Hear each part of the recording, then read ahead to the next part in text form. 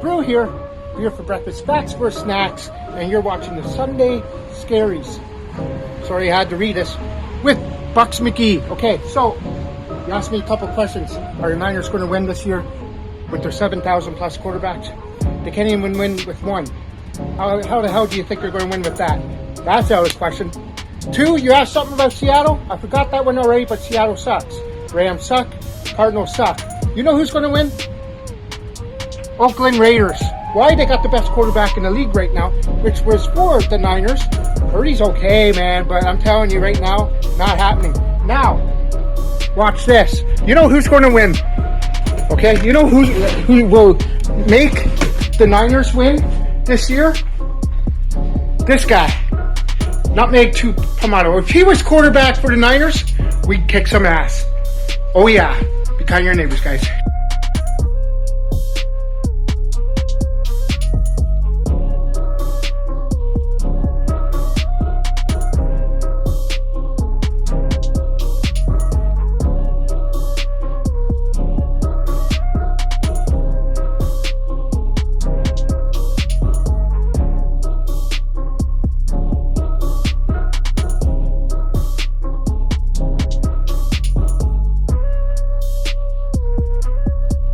Welcome back to Sunday Scaries with Buccs McGee. We went over the AFC West yesterday. Today we're going over the NFC West, the Lesser West, as the case may be. Obviously, this division, as juxtaposed to the AFC counterparts, which was really the talent's really spread around. This division is really top heavy. Yeah, it's really two teams and then that's it. Yeah, really, there's it's sad, but yes, that's where we're at. and so. We'll start off with the Niners being that they were, I don't want to say they were a quarterback away from going to the Super Bowl because they went through about 4 quarterbacks last year. That game was rough. And they had success all the way up until the last one. Unbelievable. So, I mean, that is the big I think that is the biggest question for San Francisco heading into this season. Brock Purdy is coming off the injury. There hasn't been the greatest news about him around him in camp, but I guess you still have to defer to him because if it wasn't for that injury, he could have taken you to the Super Bowl. He hasn't lost a game. Well, I guess technically that playoff game's on his record. Technically, but he only played about 3 minutes or whatever. Proverbial 3 minutes. Yeah, right. And now, here's the issue, though. Like, let's say he's not ready, or let's say he is able to come back, but he's not himself. Does that open the door back up for Trey Lance to have a chance to lead this team? No, Trey Lance is gone. It's just a matter of time. They're probably, honestly, I believe they're probably looking for a trade partner. They're looking to move on from him. I've read stories and stuff. Brock's, taking snaps, going in drills. It looks like he's gonna be set for the season, for the opener. So. I think the only question is who's your backup. I think they're going with Brock. Unless he somehow gets hurt, regresses somehow, he's the man. The question is either, are you going to go with Lance or are you going with Sam Darnold? I honestly think they like Sam Darnold enough where they're going to say, all right, who wants Trey? Who wants to give us what for him? If they're planning on doing it, they got to do it soon because his trade value is dropping by the minute. Let's be realistic. He was one of those guys where it was like, it was all about the potential. And so far, he has not shown anything. Yeah. So if someone's interested in him and thinks they're a quarterback guru and can flip him, then I tell the Niners to get what you can for him and move on. To the point where the only thing that he's shown us is the fact that he's injury prone. Yeah. He's athletic. He's the physical talent he has, but it just hasn't translated to the field. So the Niners really have to sit there and ask themselves, if we feel Brock's the guy, then we need to be all in, and you need to trade Lance, send him somewhere because you can't go through this with camp every year. Okay, is he the guy or is he going to be the guy? When is Trey going to show up in this and that? Because let's say Trey has a decent or a good camp. All of a sudden, are you going to be like, oh well? Maybe we go with him now. Yeah. No, you basically have said that this is Brock's team. So now it's time to put up and shut up. And the way to do that is to say, okay, who wants him? Who wants Trey Lance? we're open. Yeah. Give the guy a chance to play somewhere because you're not doing him any favors by sitting him. Yeah. You know. Speaking of how easy or hard this road is going to be, let's look at the Niners schedule. 2 road games to start off right off the bat at Pittsburgh. Mm-hmm. Pittsburgh can be tough, but they're definitely in a little bit of a lull. Mm-hmm. So that, in theory, could be a win off the bat. Then they go on the road to division rival the Rams. We'll get into them in a bit. They're a little bit still in a mess from that Super Bowl after that Super Bowl run. So that, in theory, should be a good win. So that could be a nice, easy 2-0 start. Oh yeah, I would give 2-0. 2 home games. They got a short week Thursday night against the Giants. That is typically a rivalry as they played each other a couple times in the playoffs. Giants are a tough team. They were a playoff team last year. They were a little bit smoke and mirrors.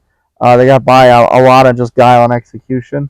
But that's still at least a solid opponent to play, especially on a short week. No, totally. And then a home game against Arizona and a home game against Dallas, which is a Sunday nighter, so it's a little bit of a longer week, which is not really just Sunday to Sunday. I mean, what do you think? So let's say they start 2-0. What do you think about those next 3? Giants, I think they can beat the Giants. Giants are decent. Yeah, last year was, like you said, a lot of smoke and mirrors. This year, you're going to find out if Danny Dimes is worth the $40 million. You're going to find out if he's the guy. Yep. The wide receivers are still, Giants haven't really fixed those. So I think the Niners should be able to pull that out.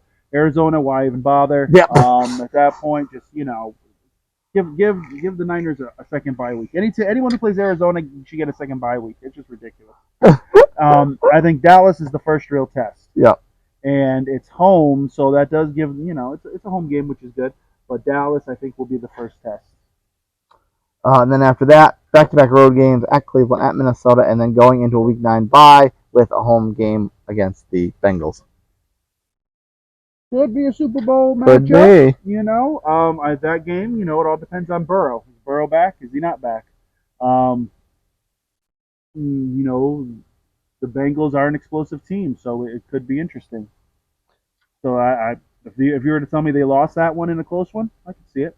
So through 8 games, 6-2, worst case. Worst case 6-2. Yeah, I guess. All right, I'll give you 6-2 just to be fair. Okay. 6-2. I mean, in theory, I could see them running the table. Yeah, I would almost say we're 7-1. Yeah, maybe 7-1. Just give them the Cincinnati loss because by that point, Burrow should be back. Yeah. Or no, what with the Dallas game? I don't know. So I'll give you 2. Okay. I'll give you Dallas. I will give you 6-2. Okay. No one is indestructible. Yeah. Nice mid-season bye week. Yeah. Come out of it on the road against Jacksonville, home against Tampa, at Seattle, at Philly. Oh, and then Seattle again. All right. So those next 5, I'll give you. Let's see. Split Seattle. Yeah, split Seattle. Philly. I don't, man. Oh man, Philly's something, man. I don't know. It's almost like a revenge game, but they're at Philly. Mm-hmm. That's the thing. So I'm going to give Philly the nod. Okay. I think they could beat Tampa. I think it'll be close, so they could beat Tampa. Okay. And then Jacksonville, like I said, Jacksonville's just I'm in love with the Prince, man. I think they got some talent, but 3 losses out of those 5. 3 losses. No, I'll give them 3-2.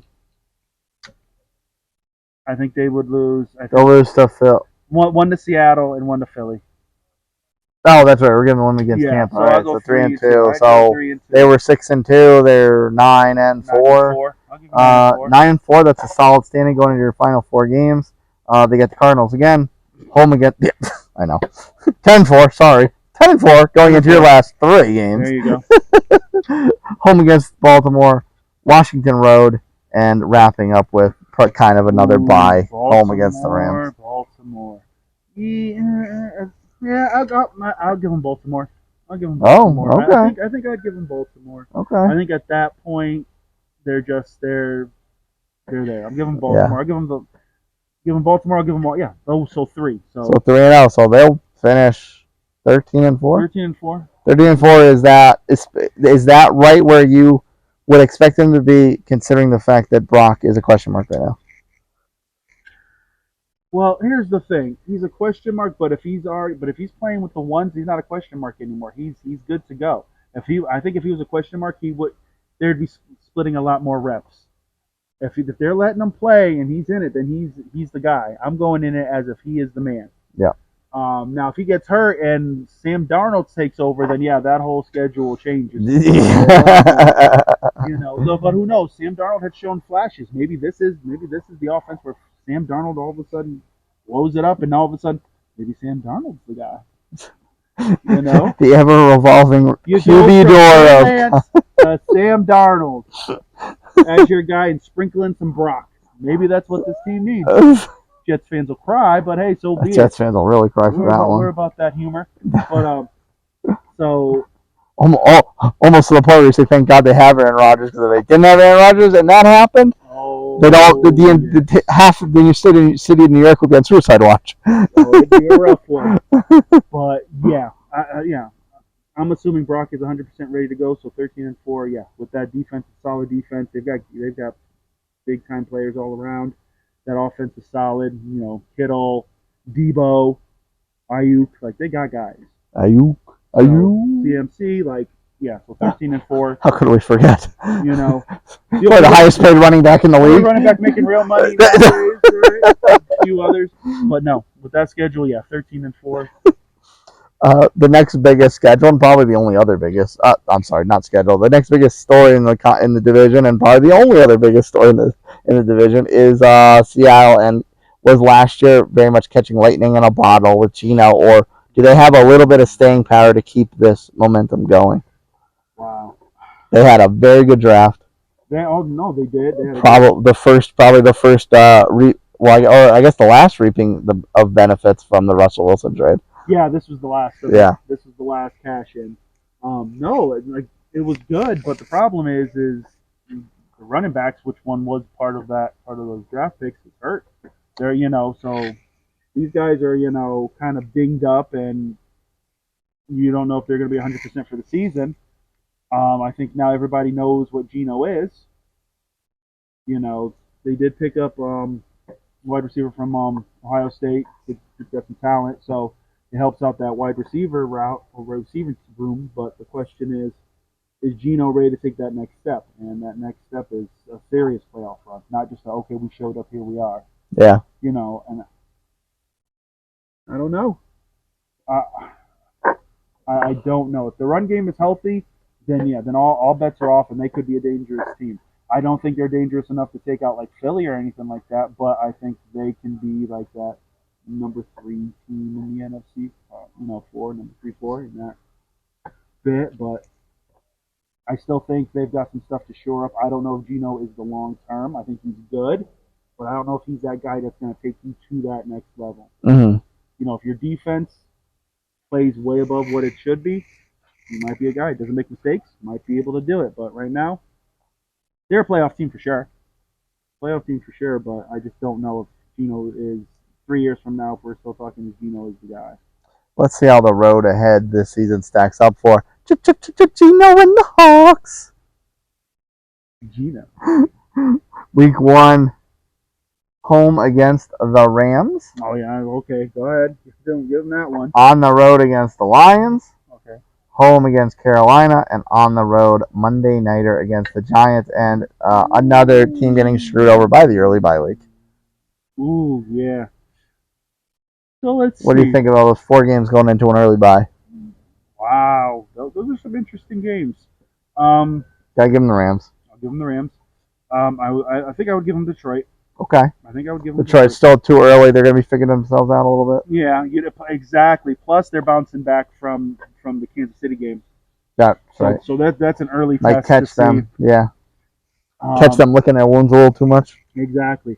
Carolina could be interesting. Mm-hmm. Especially because it's at home. Yeah, and then the Giants. Ooh. I think the Giants are almost a toss-up. I don't know. I want to kind of believe in the Giants, but there's also a part of me that's like... There's a part of you that will never give the Giants. Right now, I would say 3-1 if you want to twist my arm. I'd say 4-0, like really twist my arm. I think definite best case is 4-0, but it's a conceivable 4-0. Yeah, the Giants game is the one game I think where I'm like, Yeah. Maybe. Yeah. So, but yeah, okay. Let's say the world's not totally perfect and they go 3-1. All right. Well, I know, such a horrible place to be in. 3-1 to start the NFL season. After that early bye on the road against Cincinnati, that's brutal. An easy layup at home against Arizona. I don't want to say Cleveland's a layup, but it is at home, and it is still fairly early in the season, although it's getting close to Halloween at that point. And then on the road against Baltimore, which is brutal. All right. Cincinnati, yeah. Cincinnati, that's they'll lose to them. Arizona, yeah, okay, that's another bye week. Cleveland, I don't think it's going to be as easy as we think. I think if Cleveland, like we said, I think if Cleveland is on point on the quarterback position, they got a chance to be good. So I would call Cleveland a toss-up, and I'll give Baltimore that win. You want to split those two? I will split and AFC North games? I'm going to split them because I think Cleveland has some talent. Okay. I think it's comparable to what the Hawks are. So we're looking at 5-3. Next 4, home to Washington, at the Rams, home to the Niners, at Dallas. Actually, we could even go next 5 because they play the Niners again. Oh, dude, no! Why'd you do that? I was trying to give them 2-2. I was trying to make them look good. 2-3. 2-3. Okay. I'll give them Washington and I'll give them Los Angeles. Okay. They're not beating. This is one of those divisions where I don't think they can beat San Fran twice. No. I don't. I would agree with that. I don't. And then they're playing Dallas. Unless Dallas has fallen off the earth, I think Dallas is still strong enough. Okay. 7-6 going into your final 4. Not the easiest, not the worst, but not the easiest. That Philly, but they get Philly right up front. Oh, and mind you, that Dallas game was on a short week. Oh yeah, so yeah, that's a loss. Philly, Tennessee on the road, Mm-hmm. Pittsburgh at home, and of course the layup to end the season with Arizona. Ooh, the Pittsburgh game is the one that really, it's kind of like, I know. Really? They'll lose to Philly. Okay. Well, yeah. Because it all depends. Like if Pittsburgh is like in it, you know how Pittsburgh is. Pittsburgh, that might be. Let's say they're back to a 9-8 deal, and they need a game to win. All of a sudden, Pittsburgh is going to be Pittsburgh of old, and they're going to pull it out. That's actually a good point because they could be catching Pittsburgh at the wrong time in the year historically to catch Pittsburgh. Exactly. So I'm going to go 2-2. 2-2. So that puts them at. We had them at 7-5. That doesn't make any sense. 7-5, 9-7, but that's missing a game. Yeah, we're missing a game. We missed a game somewhere. Woof.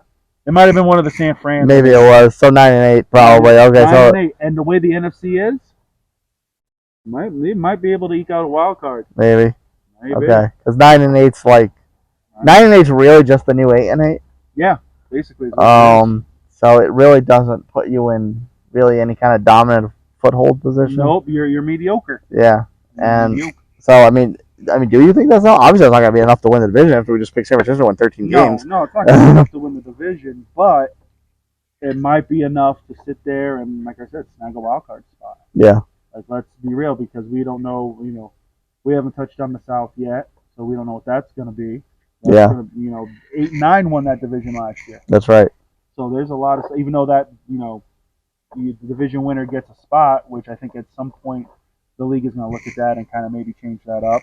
And the extra edge to the fact that, like, we went over the NFC North last week, and we think that's going to be this year's NFC South. If the NFC South doesn't really improve upon last year, you basically have 2 divisions that could be 500 or sub 500. Yeah. So you're right, 9-8 could be enough to get a wild card. They're really only, and their divisions, they're only competing with the Niners. Exactly. So you're really only competing with the NFC East. And who knows? Yeah, NFC East. Who knows? It might be a situation where, depending on the season, let's be realistic. Pittsburgh's in.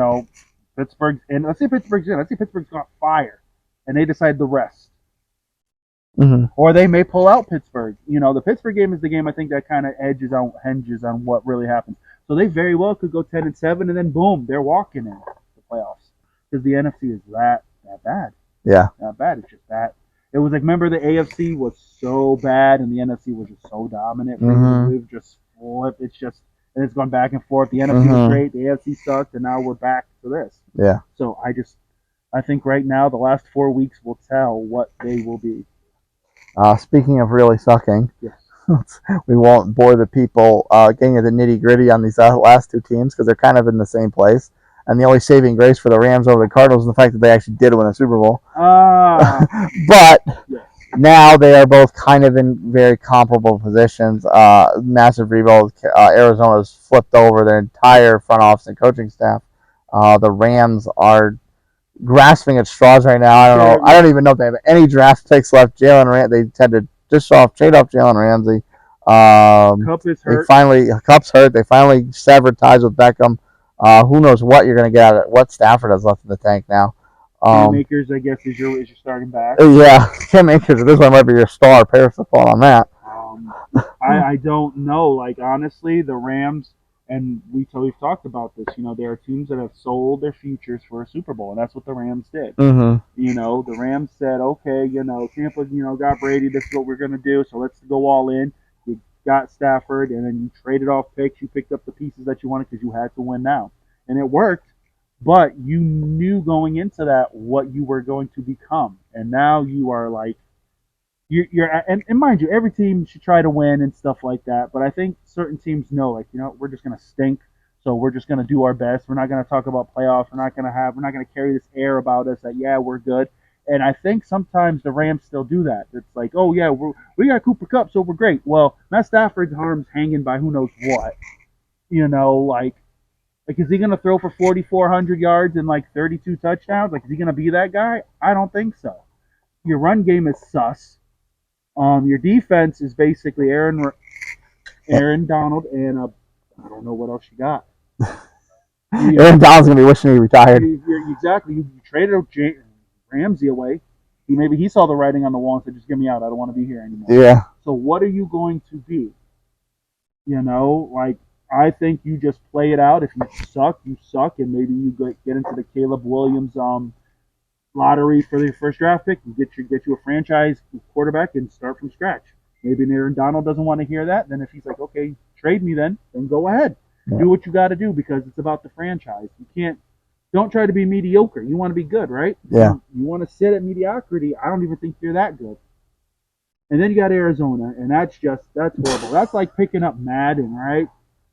You play the franchise mode, and now they do the whole draft thing, and you're picking those players that are just made up, computer generated. You have no idea who these guys are, but you pick one quarterback. You pick Kyler Murray and a bunch of I don't know what, and and because for some reason you're playing on rookie, you still lose 12 games. It's horrible. There's nothing there. Buda Baker needs to leave. Isaiah Simmons needs to leave. Or what you do is say, you know what? Who wants Kyler? If someone's going to give me some second round picks, someone's desperate enough for a quarterback, here you go. Well, that was the only other point I want to bring up on Arizona. Is Kyler the guy, or do they need to say, like, okay, this team is rapidly collapsing and deconstructing. We need to just trade him now. Get what we can for us. I don't think Kyler's the guy. I think he's shown that he's not. Like he doesn't have. To me, he's not a leader. And leadership comes in different forms. Like you don't you could be out there, practicing 2 hours after everybody. Like you're not a talker, you're a shower. You show how it's done. You just go in there, you do what you got to do. Some guys, give the great speeches and live by them and stuff like that. Kyler just shows up, goes to work, leaves, and wants to play Call of Duty, man. That's just what he is. There's no wow.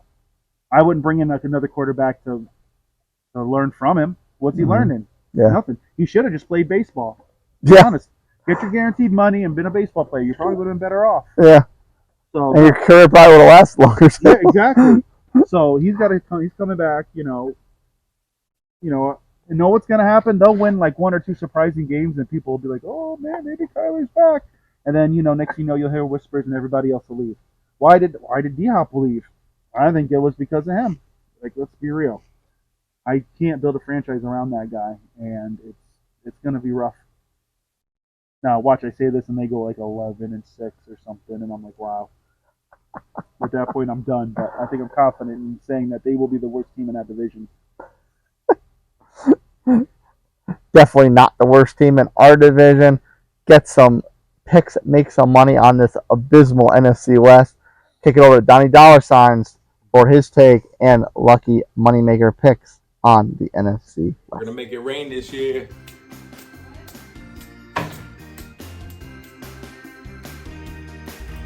All right, Chase, thanks. We're going to go with the NFC West predictions this year. We're going to take the no-brainer. It's the 49ers. The defense is stacked. Bosa on that side of the ball is going to get probably over his sack total this year. The only problem they have is quarterback, which would be Trey Lance. Brock Purdy doesn't matter. They got Christian McCaffrey, Debo Sanders. I mean, the Niners are head and shoulders above everybody in the division. I know the Seahawks are right there, but they're not going to do anything.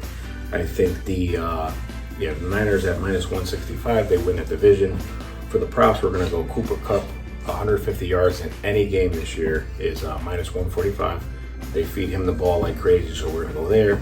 And then we're going to do Seattle over 3.5 division wins. If they could get one win from the Niners, they're better than the Cardinals and the Rams. We got Kyler Murray looks like a cheerleader.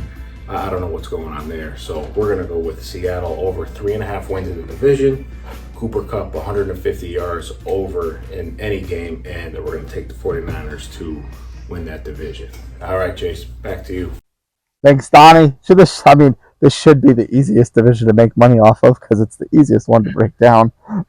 So let's, without further ado, let's just get this pick out of the way. Is there any chance we disagree on who's going to win this division? I was just about to say maybe the only one where we disagree, where we don't disagree. Yeah. Yeah. Unless literally like the Niners just lose everybody to injury, like everyone gets hurt. It's like a Pro Bowl roster of injuries.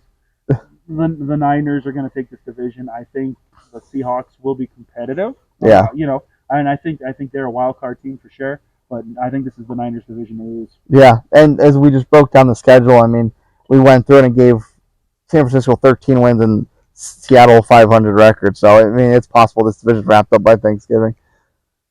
I kind of hate when those happen because then you're like, okay. Yeah. But you know what? That's where the intrigue comes in because if a team wraps up like that quick, are they going to be sharp and primed for the playoffs? And those are the teams that somehow get bumped. So it could be interesting. But if you're just talking regular season, take the Niners. That's right. Take the Niners. We'll wrap up quick. Cheers to that. Stay tuned next week. We'll go through the AFC and NFC South.